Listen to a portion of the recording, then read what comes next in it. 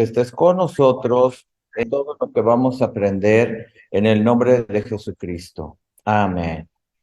Ok, vamos a platicar sobre la situación de lo que es eh, engendrar hijos espirituales. Engendrar hijos espirituales. Ahí tendrás que bajarle todavía. Ajá. Necesitamos ver a este chico de, no sé si sea ese el que está saliendo. Sí, hay que cerrar el micrófono todavía. Ajá. Si no se va a viciar, va a salir tanto aquí como en la grabación doble. Se está repitiendo. Bueno, ¿qué es Dios y qué tiene? ¿Qué es Dios? Es un padre. ¿Y qué tiene? Tiene un hijo. Juan 1:18.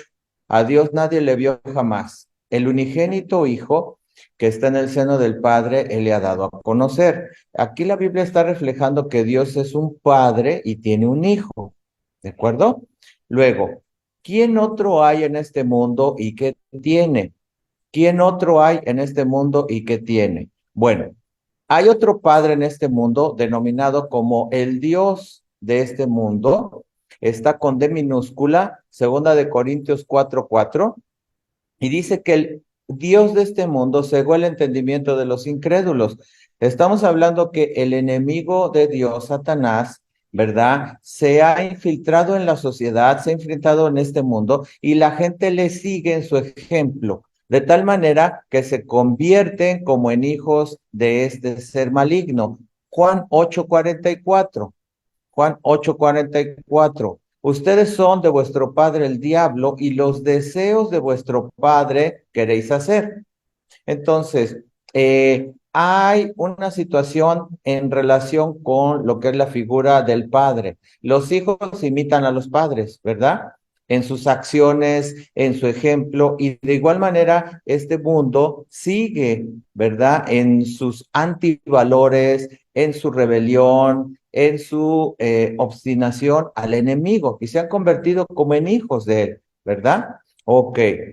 Y siguiendo en ello, ¿qué es lo que Dios hace cuando creemos en Cristo?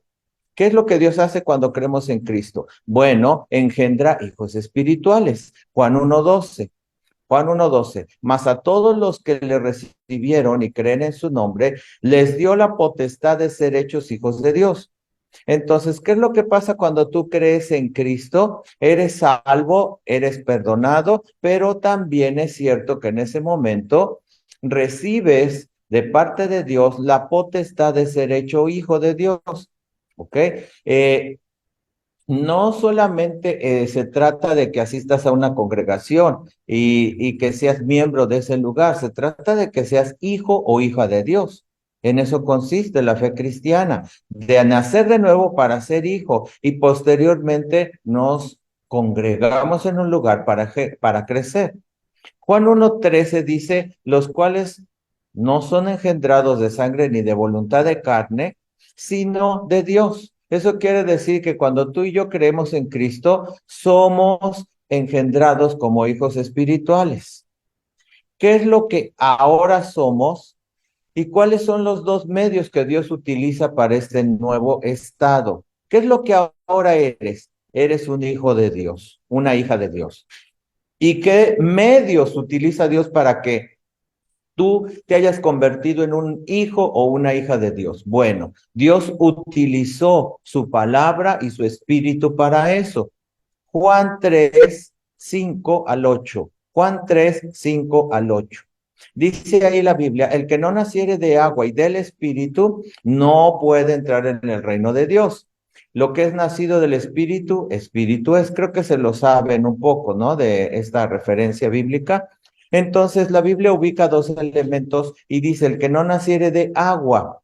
Y algunos teólogos interpretan esto para decir que la situación del nacimiento natural involucra el punto de cuando el niño va a nacer, la fuente de la mamá se rompe y sale agua. Entonces dice, tienes que nacer primero biológicamente y después del espíritu. Es una interpretación de este versículo. Otra es que el agua es un simbolismo de la palabra de Dios y naces de la palabra y del Espíritu Santo. Entonces, para ello, vamos a Juan 15:3. Juan 15:3 dice, ustedes están limpios por la palabra que yo les he hablado. Quiere decir que la palabra de Dios, como el agua, nos limpia, nos lava, ¿ok? Y entonces, fíjate que Primera de Pedro 1:23 dice, somos renacidos no de simiente corruptible, sino de incorruptible por la palabra de Dios. Eso quiere decir que la palabra de Dios, como si fuera agua, nos limpia, ¿de acuerdo? Y naces de Dios.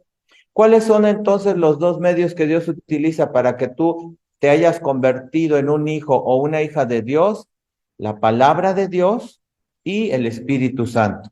¿Sí? La palabra de Dios y el Espíritu Santo, que es el que leíamos al principio. Juan 3:5 dice, lo que no es nacido del agua y del Espíritu. Entonces tú eres renacido en Dios, ¿verdad? Por la palabra y el Espíritu Santo, ¿sí? Ok. Ahora entonces, nos preguntamos, ¿qué hizo Jesús en su ministerio en la tierra? ¿Qué hizo Jesús cuando estuvo en la tierra? Bueno, él a través de su ministerio engendró hijos espirituales, ¿sí? Hebreos 2:10 dice que convenía que Jesús padeciera muchas cosas para llevar muchos hijos a la gloria.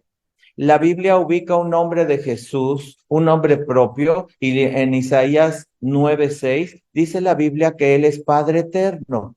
Padre eterno. Mira, la gente que siguió a Jesús se convirtió en su discípulo, ¿sí o no? ¿Sí? Pero el contexto cultural de aquel tiempo no es igual que el de ahora. Nosotros hacemos a veces aplicaciones de la palabra de Dios utilizando ciertos elementos no completos de lo que es la interpretación bíblica. Se supone que ya les dieron o les deben de estar dando la materia de interpretación bíblica, ¿no? Y hay elementos para interpretar la Biblia. Si no, a lo mejor en el siguiente trimestre o se los debieron de haber dado de segundo, ¿no? Por ahí viene. Y entonces hay varios elementos para interpretar bien la Biblia. Uno de ellos es la situación gramática del texto. ¿Qué dice el texto? Otro, hay que ver si está simbólico, si es verdaderamente una situación literal o está envuelta en simbolismo, ¿verdad? Hay varios elementos. Entonces, por ejemplo, los discípulos, y hay gente que dice, no, pues discípulo, me voy al diccionario y dice aprendiz, ¿no? Estudiante, pero tienes que ver también en la interpretación bíblica el contexto cultural, el momento histórico en el que se escribió esa partecita. Y entonces, los discípulos dentro de la cultura judía, cuando se usa esa palabra, se convertían en hijos espirituales de los maestros que en los judíos les llamaban rabí y se iban a vivir con los maestros. Es diferente, tú vienes y tomas clases unas horas y te vas a casa. Por eso los apóstoles, cuando empezaron a seguir a Jesús, no sé si te recuerdas que le dicen, Rabí, ¿en dónde moras? ¿En dónde vives?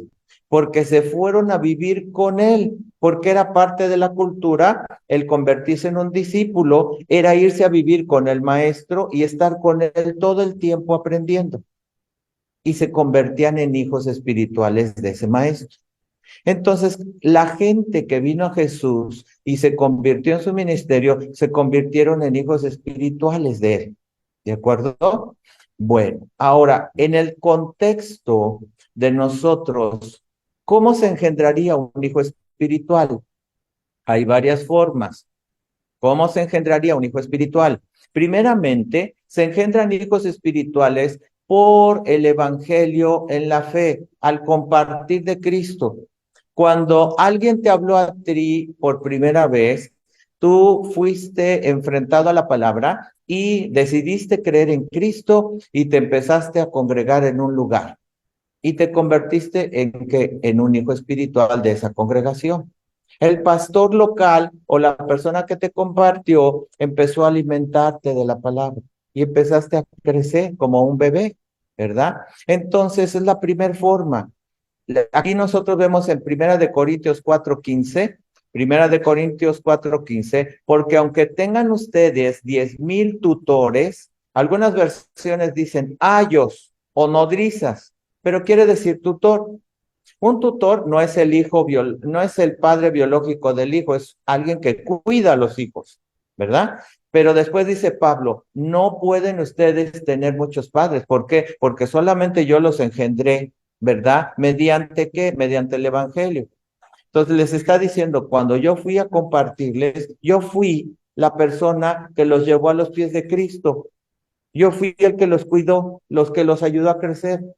Aunque les hayan dejado ahora un pastor para que esté a su lado, el padre espiritual soy yo, porque yo les compartí de Cristo. Entonces, hay padres espirituales, ¿verdad? Que están allí, que fueron los primeros que nos compartieron de Cristo y nos ayudaron a crecer. Por ejemplo, Filemón 1:10. Filemón 1:10, y te platico la historia de Filemón. Te ruego por mi hijo Onésimo, a quien engendré en mis prisiones. Este Onésimo era el esclavo de Filemón. Era como su guardaespaldas de Filemón, ¿de acuerdo? Y entonces se portó mal, se quiso pasar de listo, no sabemos qué hizo, y salió huyendo y lo metieron a la cárcel.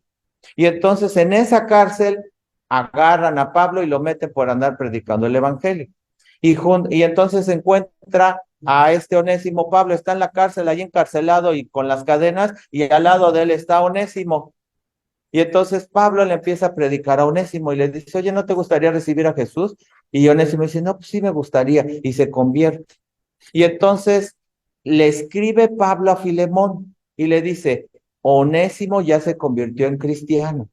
Le dice, pero fíjate cómo le escribe, te ruego por mi hijo Onésimo, a quien engendré en mis prisiones, porque estaba en la misma cárcel. Y le dice, recíbelo. ¿Sí? Si te debe algo y se supone que le robó, le dice Pablo, yo te lo pago, pero permítele regresar contigo para que se reintegre y te pueda seguir ayudando en tu casa. Pero aquí lo que quiero destacar es que Onésimo se convirtió en un hijo espiritual de Pablo cuando le predicó. ¿Te das cuenta? Ok. Gálatas 4:19 dice, hijitos míos, por quienes vuelvo a sufrir dolores de parto. Estamos hablando que los creyentes son hijos espirituales, ¿verdad? En cuanto a la fe, en una comunidad, en una congregación, y hay un padre espiritual que los cuida y los alimenta, ¿de acuerdo? No debe ser un jefe, no debe de ser un capataz, no debe de ser alguien que los explote para sacar ofrendas, debe de ser un padre espiritual, ¿verdad? Por eso es importante que entendamos lo que es la paternidad, porque ha habido muchos ministerios que sin saber de esto, en su orfandad y en su falta de formación, pues se han convertido en jefes y directivos o dirigentes, pero no en padres espirituales de sus congregantes, ¿verdad? Siguiente punto. ¿Cómo engendrar hijos espirituales? Se engendran a través de un manto o un ministerio. Ya son personas que han creído en Cristo, pero pasan a ser formados en un ministerio al cual Dios les llama. Entonces pensemos que llega, por ejemplo, aquí en una reunión de sábado, tienes un invitado y llega un profeta y empieza a darnos una enseñanza. Y de repente ve a María Elena y le dice, a ver, María Elena, tú ya eres cristiana, ya estuviste en el instituto, estás apoyando aquí y tú tienes un llamado como profeta. Te voy a llevar conmigo para discipularte en el ministerio. Y se la lleva. ¿Te das cuenta? Entonces aquí se convierte en una hija espiritual de un ministerio profético. ¿Ok? Aquí en este caso, por ejemplo, tenemos la situación del ejemplo de Elías y Eliseo. Elías es enviado con Eliseo, y ¿qué hace Elías cuando pasa junto a Eliseo? Le avienta el manto. El manto era un simbolismo de la unción y del ministerio de ese profeta. Y entonces lo estaba llamando para que se fuera con él a su escuela de profetas. Y lo forma, lo disipula, pero como profeta. De tal manera que cuando se va Elías, ¿qué es lo que pasa? Se va Elías y entonces le deja a su hijo su manto, su ministerio, ¿verdad? Lo pasa como una herencia a su hijo, pero con una doble porción. ¿Te das cuenta? Entonces es otra forma. Ahora, en el Nuevo Testamento tenemos el caso de Pablo. Referencia bíblica, primero de Reyes 19, lo puedes leer, es el caso de la historia de Elías y Eliseo. ¿Ok? En el Nuevo Testamento tenemos el ejemplo de Pablo en relación con quién, con lo que sería Timoteo. Hechos 16:1, Hechos 16:1 dice que llegó Pablo a una región y encontró un discípulo llamado Timoteo. Ya era un discípulo en esa iglesia, ya estaba convertido, ya se había bautizado, estaba creciendo en la fe, y llega Pablo y dice, no, pues a mí me cae bien este chavo, y tiene un llamado en un nivel apostólico. Entonces Pablo dice, vente conmigo, y se lo lleva y lo discipula, y se convierte en un evangelista, se convierte en un maestro, se convierte en pastor de una de las congregaciones, y después en supervisor de las iglesias de Pablo al final, en un llamado apostólico. ¿Qué hizo Pablo? Lo formó bajo su ministerio. Entonces se convirtió en un hijo espiritual de su ministerio. Ese es otro ejemplo para formar hijos espirituales. El último que noté yo cuando hice esta enseñanza a un grupo de liderazgo es que hay hijos por adopción porque están en orfandad ministerial. O sea, hay personas que han aceptado a Cristo, pues Dios se les reveló, creyeron en Cristo y todo, y Dios los llamó a hacer algo en su reino y están solos, y están sin cobertura, están sin consejero, sin mentor, y les va como en feria, pero están queriendo agradar a Dios. ¿Y qué es lo que hace falta? Un padre espiritual en su ministerio. Y entonces hay una parte en la Biblia que me sorprendió, porque en este caso yo veo el ejemplo de lo que es Apolos. Apolos lo vemos en Hechos 18:18. Hechos 18 nos habla de la historia de Apolos porque llega Pablo, Priscila y Aquila. Priscila era mujer, Aquila era el esposo de Priscila. Aquí por primera mención la Biblia, en orden de autoridad, menciona a una mujer en una posición de mayor autoridad que su esposo, pero sí está con su esposo en, digamos, el trabajo del ministerio. Eso quiere decir que ella tenía una autoridad en el reino mayor que su esposo, y su esposo la apoyaba. Hay pastoras, hay apóstoles mujeres. Yo he conocido a esas mujeres. Frida Lindsay, cuando murió su esposo, recibió el manto de su esposo para seguir con el ministerio en Dallas. Entonces Dios usa a las mujeres, y quizás tengamos que hablar en algún momento sobre la redención de la mujer, para que en esta zona, sobre todo en Oaxaca, se entienda que Dios usa a las mujeres, ¿verdad? Pero aquí en este caso, Priscila y Aquila se encuentran con Apolos y dice que era un varón poderoso en la escritura, elocuente, era un hombre que sabía sobre el bautismo de Juan, pero no sabía sobre la doctrina del bautismo del Espíritu Santo. Y entonces, ¿qué hace Priscila y Aquila? Le dicen, a ver, ven para acá, te vamos a terminar de enseñar la doctrina cristiana, porque te falta todavía una parte. Y entonces lo terminan de enseñar en la doctrina, y Apolos dice, pues ahora, ¿qué hago? Voy a una región, y entonces le escriben una carta de recomendación. Ahora Pablo lo adopta como ministerio de su equipo apostólico. Este ya era un ministerio y lo adopta como parte de su equipo apostólico. Y entonces cuando va a ministrar a Apolos, le hacen una carta membretada del ministerio de Pablo. Y cuando llega a las iglesias les dice, yo soy el ministro Apolos y vengo recomendado por Pablo. Tengo autoridad para venir a ministrar. ¿Se dan cuenta? Pablo lo adopta en su ministerio. Ya era un ministerio, pero estaba solo, estaba en orfandad. ¿De acuerdo? Pasa el tiempo y entonces yo veo que hay una referencia en la Escritura en donde la Biblia dice en algún momento, ¿qué pues es Pablo y qué es Apolo, servidores por medio de los cuales ustedes creyeron? Aquí ya lo vemos trabajando al lado de Pablo, Primera de Corintios 3:4. Vemos cómo es que Pablo lo desarrolla, ¿verdad? Y se lo lleva a nivel ministerial. Y entonces, si tú haces una comparación, porque ustedes van a aprender sobre las cartas que están en la Biblia, o sea, en el Nuevo Testamento, después de los evangelios, está el escrito de el libro de Hechos, ¿sí? Pero a partir de ahí en adelante son cartas. Se escribieron cartas de los apóstoles o los líderes. Y en esas cartas podemos nosotros ver la fecha en la que se escribió.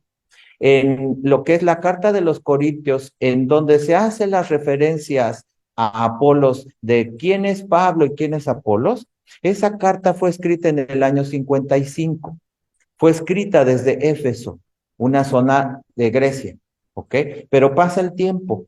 Y después Pablo escribe 10 años después una siguiente carta, que es la carta de primera de Tito o primera de Timoteo, y ahí se hace una referencia a Tito y se hace una referencia también a las situaciones de Apolos encaminándolo en relación con su ministerio. Es Tito 1:4, Tito 1:4, perdón. Y entonces vemos que después de 10 años que han pasado, la Biblia refiere nuevamente a Apolos y Pablo está pidiendo que se le apoye en la transición de ir a visitar una zona que Tito estaba cuidando de parte de Pablo. Entonces aquí nosotros notamos que Apolos, que era un ministerio, estaba solo y en orfandad ministerial. Y Pablo lo adopta. ¿Para qué? Para que crezca bajo su ministerio apostólico. ¿Ok? Entonces, esto es muy representativo porque hay iglesias, hay pastores, hay incluso ministerios que están solos, trabajando solos. ¿Y qué es lo que pasa? Bueno, son expuestos a la agresión del enemigo, ¿verdad? Les hace falta un padre espiritual para consejo, para dirección, para afirmación, para protección, como cobertura. ¿Es bueno que tengan una cobertura? Claro que sí. ¿Por qué? Porque hay ataques del enemigo. El enemigo ataca. Y si estás solo, ¿qué es lo que pasa? Quedas expuesto, ¿verdad? Hay situaciones del ministerio en las que se requiere consejo y sabiduría. Y si no sabes tomar las decisiones, puedes cometer errores, ¿verdad? Puedes afectar el ministerio. Y es importante que haya alguien más maduro que tú, que te asesore, que cuide de ti. Sí, se necesita un padre espiritual a nivel de ministerio. Entonces, es importante que aprendamos estos principios, sí, ¿verdad? Para entender qué significan los hijos espirituales, los que son salvos en una congregación cuando empiezan a crecer y necesitan ser atendidos pastoralmente, pero a un nivel de paternidad, ¿verdad? Los que son adoptados por otro ministerio para que crezcan bajo esa asesoría y desarrollen su ministerio, ¿verdad? Vamos a pensar que tú sales de aquí, tienes un llamado evangelístico. ¿Te gustaría crecer bajo un evangelista? Pues sí, para aprender todo lo que tiene y sabe, ¿no?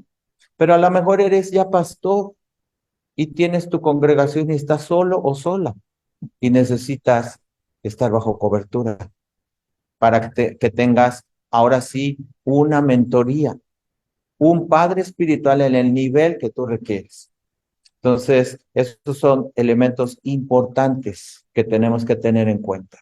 Lo comento y lo enseño esto para líderes, para que tú entiendas en qué punto estás, ¿verdad? Y cuando te toque a ti dirigir gente, te toque formar personas o tengas un liderazgo, ¿verdad? Tú entiendas que lo que Dios te va a confiar no es cualquier cosa. O sea, tú tienes que cuidar de la gente siendo alguien con un corazón de padre, ¿verdad?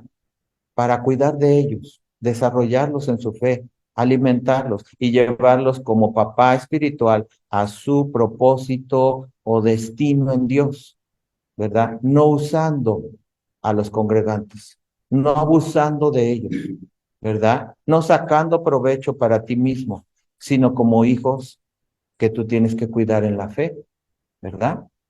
Ok. ¿Cuánto tiempo nos queda? Porque no sé cómo andamos.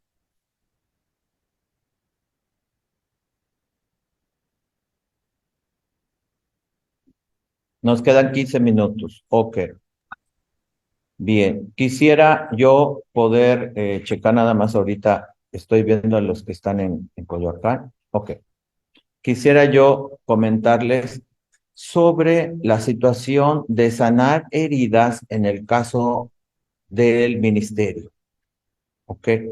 Bien. Si tú llegaste a una congregación solo o sola y no hubo alguien que cuidara de ti, y hubo abuso ministerial de tus líderes, ellos quizás no sabían lo que tenían que hacer contigo. Y quizás fuiste decepcionado, decepcionada, porque no tuviste la atención de un padre espiritual cuando tú diste tus primeros pasos en la fe cristiana. Posiblemente pudo haber pasado eso, a lo mejor no, pero si eso sucedió, necesitamos perdonar esos errores de esos líderes. Si en el caso de tu llamado no has tenido dirección ni apoyo de tus líderes para crecer, ¿verdad? Necesitamos entender que quizás esos líderes tampoco lo recibieron y no lo saben dar, ¿verdad? Y necesitamos perdonarlos. Si eres líder o eres algún pastor y estás aquí, ¿verdad? Necesitas entender que no puedes estar solo o solo. Pero si alguien te traicionó en el ministerio y tú fuiste herido por esa decepción espiritual y dejaste de tener contacto con algunos líderes y perdiste tu cobertura por decepción, necesitamos perdonar, ¿verdad? Y entender que hay líderes que cometen errores. Hay coberturas que cometen errores, ¿verdad? Yo he visto infinidad de abusos en ciertos niveles, sobre todo a nivel apostólico, en donde hay situaciones en las que estos grupos han abusado de las iglesias, incluso las han despojado, ¿verdad? Exigiéndoles financieramente, quitándoles propiedades y situaciones que el mismo ministerio ha desarrollado y ha habido ese tipo de abusos. ¿Y qué es lo que hacen los pastores? Se cierran al apoyo y a la cobertura y dicen mejor solo que con estas personas o con alguien más. ¿Y qué es lo que pasa? Son heridos ministerialmente, se decepcionan en este grado. Entonces, yo quiero decirte que si existen estas situaciones, ¿qué es lo que tenemos que hacer? Sanar el corazón, ¿verdad? ¿Por qué? Porque no puedes estar solo o sola, porque te acabo de enseñar con este curso que en el caso de la falta de un padre espiritual, estamos hablando de lo que es la orfandad. Y la orfandad es una condición de una maldición, de una separación de quién? Del padre con el hijo. ¿Ok? Entonces, bueno, vamos a hacer un ejercicio, ¿de acuerdo? Puedes cerrar tus ojos, no te me duermas. Si sientes la unción de Dios que empiezas a ver visiones y sueños, ¿no? Entonces abres tus ojos, ¿de acuerdo? Bueno, puedes cerrar tus ojos y yo quiero preguntarte algo ahora. Si tú experimentaste una situación en la que te lastimaron algunas de estos líderes, coberturas o algunos de estos ministerios en los cuales tú has estado pasando, es el momento para que tú seas honesto, honesta con Dios y le digas, Señor, yo fui herido por esta situación. Quizás hubo un pastor que abusó de ti y que te utilizó y no representó correctamente el corazón de Dios como Padre contigo. Y quedó una herida de ese abuso, del abandono de ese pastor que no te guió ni te atendió como tú esperabas. Tal vez haya el abuso de algún ministerio con el cual empezaste a crecer y te decepcionaste porque lo único que ellos buscaban era obtener algo de ti, pero no estaban interesados en ti como persona. O tal vez estuviste en el ministerio ya y te decepcionó el abuso de algún otro ministerio sobre del tuyo y te despojaron, te dividieron la iglesia, te difamaron y afectaron tu corazón y tú te cerraste porque fuiste profundamente lastimado. Y yo quiero que en esta hora le diga, Señor, si tú has pasado por alguna de estas experiencias, le diga, Señor, toma mi corazón, yo perdono a la persona que me hirió y me lastimó en el nombre de Jesús. Yo lo perdono. Sí es cierto, se equivocó, cometió errores y lo perdono en el nombre de Cristo. Como tú me perdonaste a mí, yo decido perdonar. Y en el nombre de Jesús, Señor, te pido que tú sanes estas heridas y borres estas malas experiencias en el nombre de Cristo. Bórralas con tu sangre, quítalas de mi mente y de mi corazón. Y en esta hora, Señor, trae sanidad y restauración a mi vida. En el nombre de Jesús, en el nombre de Cristo, Padre. Te ruego el que yo pueda ser ubicado en el lugar correcto, en donde tú necesitas, Señor, extenderte en paternidad. Que yo pueda recibir la paternidad espiritual en mi congregación como se debe. Que yo pueda recibir la paternidad en el ministerio como también necesito para desarrollar mi crecer. Pero finalmente, si ya soy un ministerio, que yo pueda tener todo el cuidado que merece el ser alguien bajo cobertura y ser supervisado, asesorado, aconsejado, pero sobre todo cubierto por una autoridad con mayor experiencia que yo. Guíame al lugar correcto en el nombre de Jesús, oh Dios. Amén. Muy bien. Me voy a despedir de esos de Coyoacán. Les pido perdón por iniciar un poquito tarde, ¿no? ¿Sí? Pero seguimos en clase. Hasta luego.